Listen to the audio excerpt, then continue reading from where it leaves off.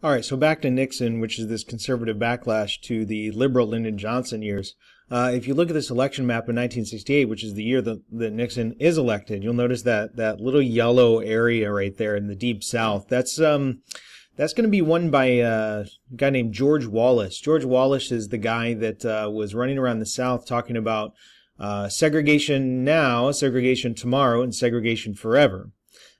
Nixon wanted to win those states in the 72 election. So what Nixon promises is a bit of a backpedaling on the civil rights issue. Again, this is an effort to take advantage of that backlash to the civil rights movement and what Nixon calls a loss of law and order. So that term law and order often has a connotation with being anti-civil rights. We call this Nixon's Southern strategy. You're going to need to know that term. And he really plays up some of these racial stereotypes in order to gain white Southern votes, something that's not uncommon in politics. We'll talk about that more later. Nixon claims again he's the law and order candidate. Again, this is code language for sometimes anti-war, right? Being against the anti-war movement. And it's he talks about calming urban unrest. Remember that the people in the urban areas that were upset were African Americans. They were angry that they didn't have equal rights or couldn't escape the inner city, or were upset that the government wasn't doing enough to help them out. So this is an anti-civil rights thing. The Southern strategy, law and order, this is Nixon's way of telling conservatives in sort of coded language, especially in the South, that he's not going to enforce the civil rights movement. In fact, he kind of cracks down on the rights instead of fighting for them.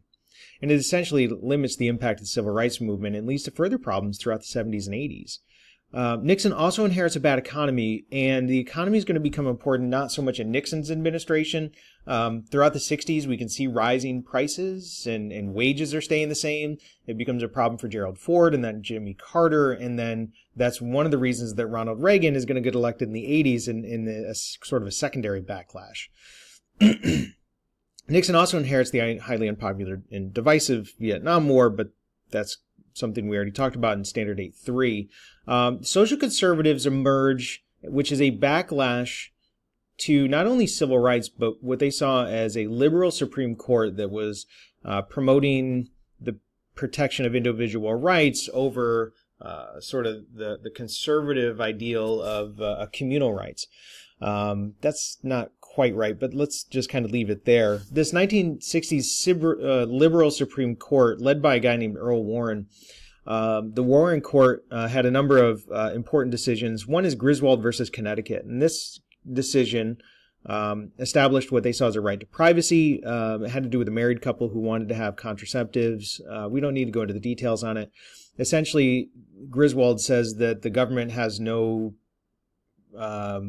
purpose of seeing what's going on in a person's bedroom. It's going to become important later in the gay rights movement. There's a case called Gideon versus Wainwright.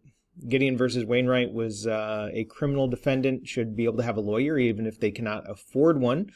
You guys know this from the Miranda rights readings in your popular Law and Order TV shows. Then there is Escobedo and Miranda. These are two separate decisions, but both of them lead to the Miranda rights. This is that thing where you hear on those cop shows, you have the right to remain silent. You don't have to speak to an officer. Also, a police officer has to inform you of your rights if you're going to be arrested. Anything that you say before that can be thrown out, which is kind of an interesting little twist. Again, this is where a lot of conservatives thought that the court was trying to protect criminals, not realizing that the idea was that they were protecting people accused of being a crime, and anybody can be accused of a crime, even if you don't commit one. Then there's Engel versus Vitale. This is a decision where the court said that there should be separation of church and state and that you cannot force somebody in a public school to read the Bible or to say a prayer before school. This is a rather interesting case. Essentially, it says that as a teacher, I'm an agent of the government and therefore I cannot proselytize my religion to you. There have been many challenges to this over the years.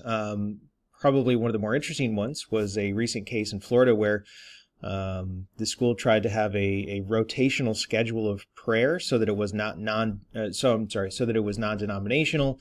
It would have a variety of prayer, and then the satanic cult of Florida tried to get on the schedule, and somehow that law went away. So again, the idea is that the government can't promote one religion over the other, regardless of how people feel about it. But probably the big daddy of these is Roe versus Wade. Now, Roe versus Wade is important. It's something that we're going to continue to fight about even into the modern era. What it does is say that based on that Griswold right to privacy decision, that a woman has a right to make decisions about her own body in terms of abortion. So this is a legalization of abortion during the first 2 trimesters. It does prevent abortion after the 3rd trimester. There's a lot of ins and outs and legalities to this. But what we need to understand is that Roe versus Wade became a wedge among liberals and conservatives. In the conservative community, they are outraged. They join up with the fundamentalist Christian movement and start the pro-life movement, which is going to be one of the 3 prongs of the new right. They want to overturn Roe versus Wade, and if not able to do that, they certainly start chipping away at the what are seen as protections of Roe versus Wade in the women's community. Liberals tend to be what's called pro-choice. The terminology here is rather interesting for both pro-life and pro-choice, but we don't want to get into that. Liberals tend to be pro-choice. They believe that women should be able to make their own decisions about their own bodies and their own medical well-being, regardless of what the government tells them. So Roe versus Wade is important. And starting with these decisions of the Warren Court, people start electing and start voting for presidents who will place more conservative judges on the Supreme Court. In the 2016 election, the one in which President Trump was elected, one of his main arguments was that there was an open Supreme Court seat and that he would be the one, not the liberal Hillary Clinton, that would put on a conservative justice if he was elected to the presidency. And a lot of conservatives wanted that Supreme Court seat to be filled by a conservative, which it eventually was. So they voted for Donald Trump. Now, the new right emerges. So let's talk about what this new right is. Basically, Reagan's going to call this a 3-pronged stool based on economics, social conservatism, and promoting a smaller federal government. In economics, the new right wants deregulation, basically less environmental protection because they feel that regulations stop economic growth. And they also want lower taxes, especially for businesses. For social conservatives, tend to be fundamentalist, although fundamentalist, evangelical, the terminology can be a bit different. You don't have to be a Christian fundamentalist to be a social conservative. They tend to be pro-life. They tend to favor less civil rights protections, not only for African Americans, but they tend not to like things like affirmative action, which is designed to help give traditionally underrepresented populations a helping hand. At least get them into an interview, but also civil rights protections for, say, the gay community, LGBTQ community, let me phrase that, and other communities. And they want a smaller federal government. The argument being smaller federal government would be less powerful, which means they wouldn't be able to do these other things like regulate and take away individual freedoms.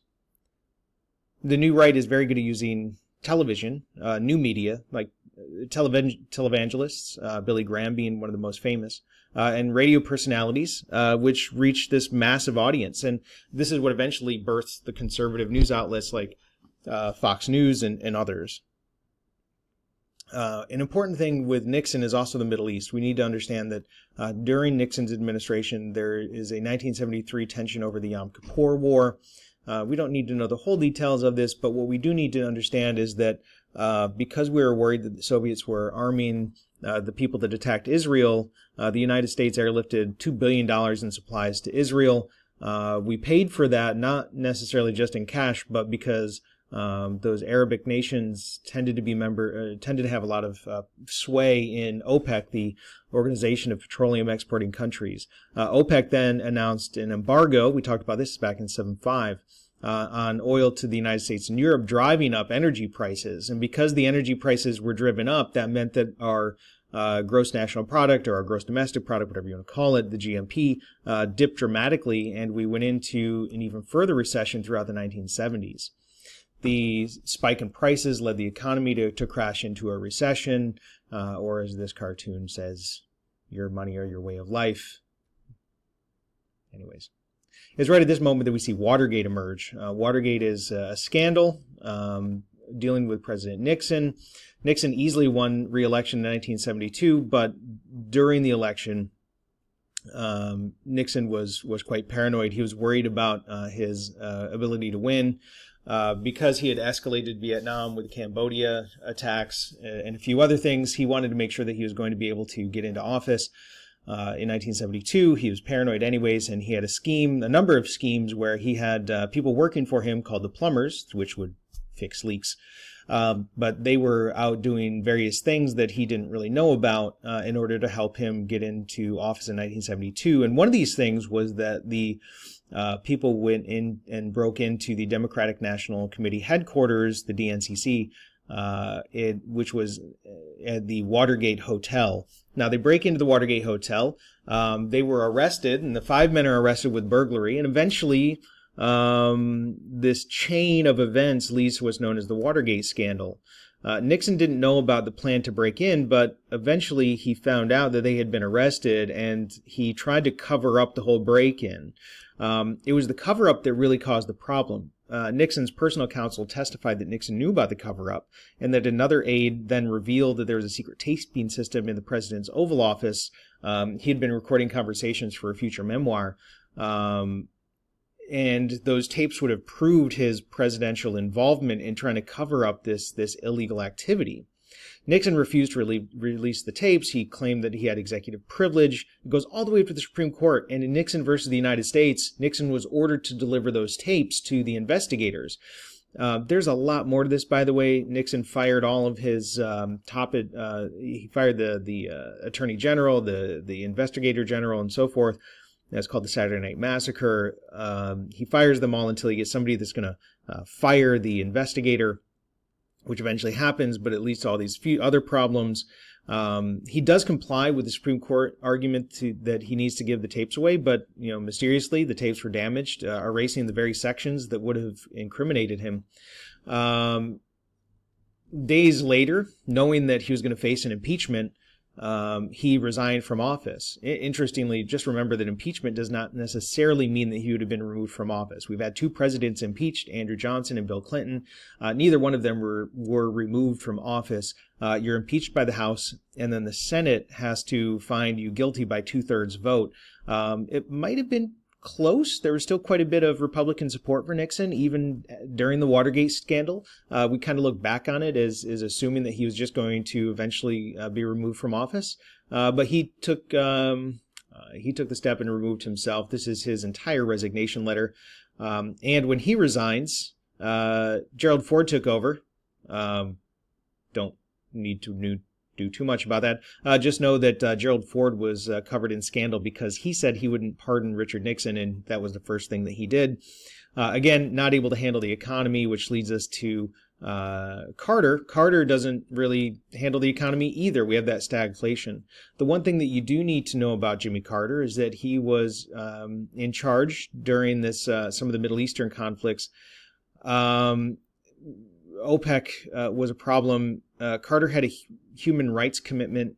He wanted to be a peace facilitator between Israel and the Arabic world. And what comes out of this is the Camp David Accords. This is something you do need to know. The Camp David Accords essentially were peace between Israel and Egypt.